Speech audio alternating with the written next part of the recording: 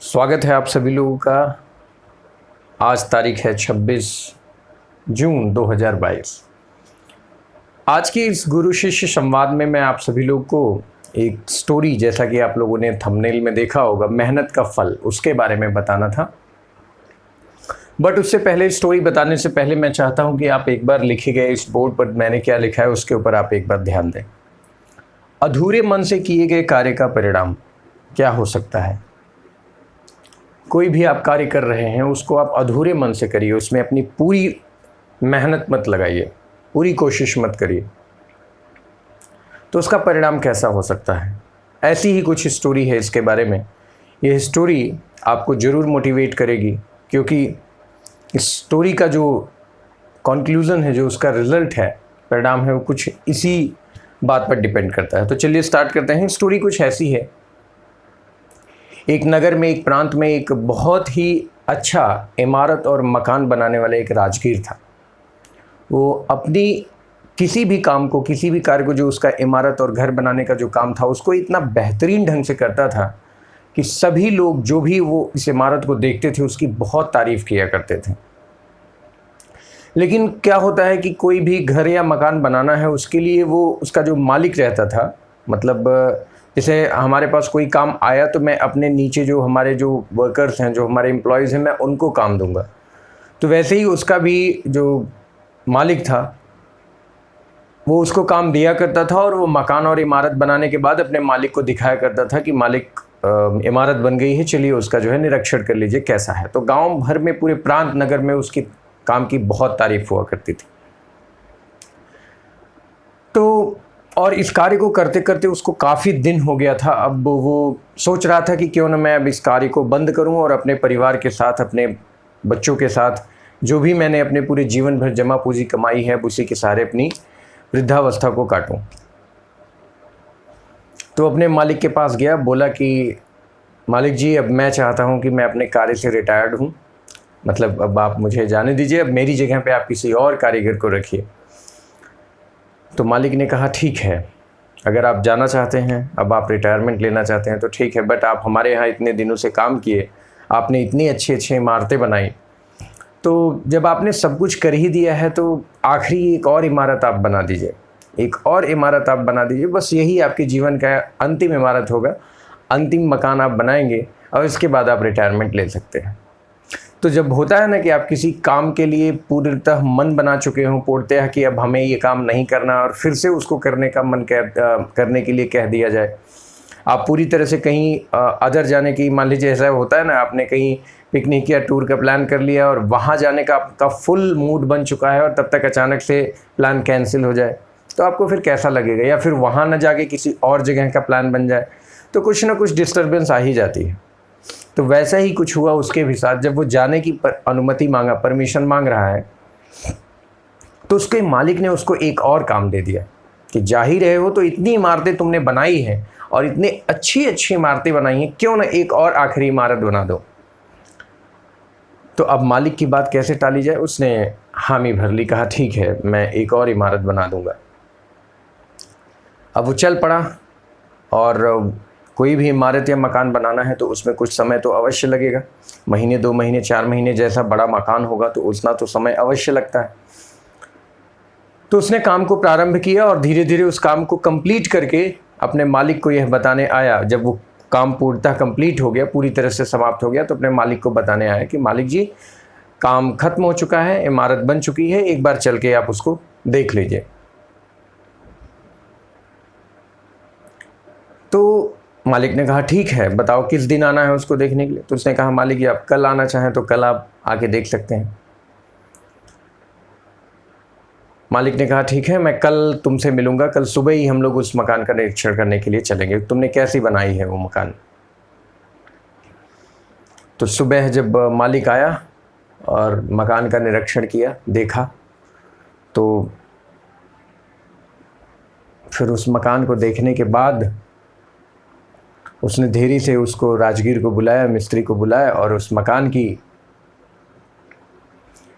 कागजात, पेपर, चाबी आप यूँ कह लीजिए, उसके हाथ में रखते हुए कहा, ये इमारत मैंने तुम्हारे लिए बनवाई थी।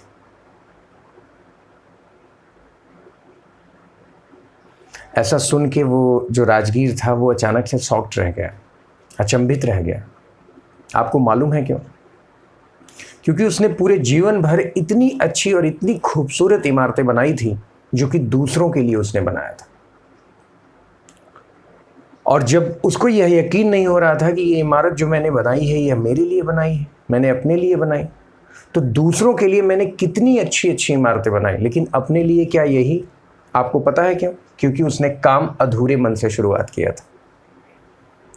उसने अधूरे मन से उस इमारत और उस घर को बनाया था। तो जितनी खूबसूरत इमारतें उसने बनाई थी आज तक, वह इमारत उनके मुकाबले में नहीं थी, उससे खराब ही बना था। मालिक ने यही बात उससे कही कि तुमने दूसरों के लिए कितनी अच्छी अच्छी इमारतें बनाई, लेकिन तुम्हें पता न था कि कब तुम्हारी मेहनत का फल तुम्हें किस प्रकार से मिलने वाला है, और तुमने उसमें अपना मन पूरे ढंग से नहीं लगाया। आप कोई भी कार्य करते हो, कोई भी काम करते हैं, अगर आपसे नहीं होता है, जैसे मान लीजिए आपको नहीं करना है तो आप ना बोल दीजिए, लेकिन अगर आपको मान लीजिए करना ही पड़ गया तो फिर उसको पूरे मन से करिए। इनफैक्ट कहने का मतलब ये है कि जैसे मान लीजिए आपके ना कहने से वो काम आपको चलो आपके सर से हट जाएगा। आपने काम मिल रहा था आपको, आपने कह दिया ना मुझसे अभी नहीं हो पाएगा या मुझे कोई प्रॉब्लम है, ठीक है, तो आपकी जगह पे किसी और को काम को मिल जाएगा, ठीक है। बट अगर ऑप्शन ही नहीं है कि वो काम आप ही को करना पड़ेगा, तो मेरा ऐसा मानना है कि उस काम को फिर आप अधूरे मन से नहीं बल्कि पूरे मन से करिए। अधूरे मन से किए गए कार्य का परिणाम क्या होता है? परिणाम, जैसा कि आपने स्टोरी में सुना, परिणाम क्या होता है कि उसने पूरे जीवन भर दूसरों के लिए इमारतें बनाई, दूसरों के लिए काम किया और उसकी बहुत तारीफ हुई, लेकिन उसी के मालिक ने उसके काम की इतनी तारीफ देखकर उसके लिए एक घर बनाना चाहा कि ठीक है, अब ये जा ही रहा है, जब इसने कह ही दिया है कि अब मैं अपने काम से छुट्टी लेना चाहता हूँ, तो क्यों ना इसको एक पूरे जीवन भर की इसकी मेहनत के लिए इसको तोहफ़ा दे दिया जाए। लेकिन वो तोहफ़ा जिस पे वो खुद काम कर रहा था अधूरे मन से, तो मन उसका बहुत अधूरा था उस काम को करने में। उसने इतने घर बनाए, सोच के देखिए आपको कैसा लगेगा। आपका मालिक आपके लिए एक घर बनाना चाह रहा है, बनवा रहा है, आपको पता नहीं है कि ये घर आप स्वयं अपने लिए ही बना रहे हैं। तो ऐसा ही हमारी भी लाइफ में होता है। आप कोई भी काम कर रहे हैं, कुछ भी कर रहे हैं, पढ़ाई लिखाई कर रहे हैं, अभी आप स्टूडेंट एज में हैं तो आप इसी चीज़ को करते हैं, उसको पूरे मन से करिए। किसी सब्जेक्ट को पढ़ रहे हैं, कोई भी चीज़ पढ़ रहे हैं, उसको पूरे मन से करिए, क्योंकि जब आप किसी चीज़ सब्जेक्ट को पूरे मन से पढ़ेंगे ना, उसके प्रॉपर अच्छे से आप राइटिंग नोट्स, उसके एक्सपेरिमेंटल हर चीज़ का जब आप एनालिसिस करेंगे ना, पूरे मन से पढ़ाई का क्या मतलब है। सपोज करिए आप कोई सब्जेक्ट पढ़ रहे हैं, साइंस ही पढ़ रहे हैं, मैथ्स पढ़ रहे हैं, तो सिर्फ उसके न्यूमेरिकल सॉल्व कर रहे हैं, उसके क्वेश्चन थ्योरी को पढ़ रहे हैं, उसका प्रैक्टिकल अप्रोच आप नहीं सोच रहे हैं। तो थोड़ा प्रैक्टिकल अप्रोच की तरफ भागिए और वहाँ से चीज़ों में आपको इंटरेस्ट आएगा। तो आई होप आप लोग को स्टोरी समझ में आई होगी और स्टोरी पसंद भी आई होगी।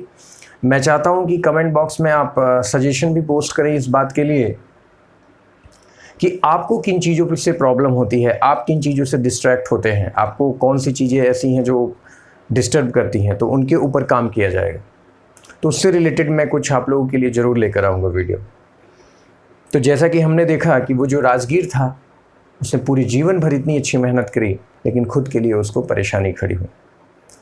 परंतु कोई बात नहीं, चलिए हम भी अपने लाइफ में ऐसे ही होता है ना, अधूरे मन से कोई काम कर देते हैं तो फिर उसका जब रिज़ल्ट हमारे मन मुताबिक नहीं होता या बाद में हमें पता चलता है अरे ये तो हमारे ही लिए था, तो फिर हमको उसको पछतावा होता है कि अब हम दोबारा तो नहीं कर सकते।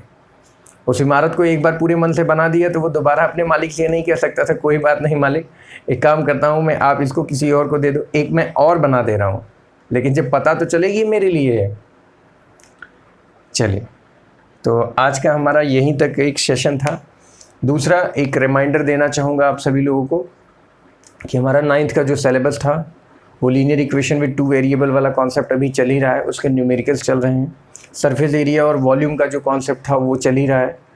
और जो मैंने एक ज्योग्राफी में टॉरिड जोन और ये सारी चीज़ें बताई थी, टॉरिड जोन वगैरह, वहाँ पे थोड़ा सा बल्कि मुझसे मिस्टेक भी हुआ था, ये है ठीक है ना, torrid zone, temperate zone, frigid zone, तो उन सारे जोन्स के भी बारे में मैंने समझाया था। तो उस वीडियो को भी एक्सपेरिमेंटली मैंने बताया था, तो उसको आप लोग देख लीजिएगा। और नोट्स प्रिपेयर करते रहिए, अपडेटेड रहिए। अगले चैप्टर्स जो भी आने वाले हैं, इससे प्रीवियस वाले गुरु शिष्य संवाद में मैंने एक्सप्लेन कर दिया था, तो वैसा ही कार्यक्रम चलता रहेगा, वैसे ही अपडेट्स आते रहेंगे। धीरे धीरे हम लोग थोड़ा शिफ्ट करेंगे और अच्छे क्वेश्चंस और प्रैक्टिस की तरफ। MSDQ सीरीज़ का क्वेश्चंस आप करते रहा करिए, उसमें अच्छे अच्छे क्वेश्चंस आते हैं, ठीक है ना। अभी फ़िलहाल एक ही वीडियो उसमें अपलोड हुआ है, इससे पहले वीडियोस अपलोड हुए थे, बट अभी फ़िलहाल MSDQ 85 हुआ है, इसके बाद MSDQ 86। चलिए, आई होप आप लोग को स्टोरी समझ में आई होगी। हम लोग मिलेंगे नेक्स्ट संडे को फिर से एक नई स्टोरी के साथ और नए अपडेट के साथ। तब तक आप कमेंट सेक्शन में वो सारी चीज़ें मेंशन कर सकते हैं कि आपको किस टॉपिक में, किस सब्जेक्ट में, कौन से चीज़ों से आपको दिक्कत आती है, क्या क्या समस्याएं आती हैं, तो उसके ऊपर भी एक मैं प्रॉपर कंटेंट लेकर आऊँगा, ठीक है ना। Okay, thank you so much.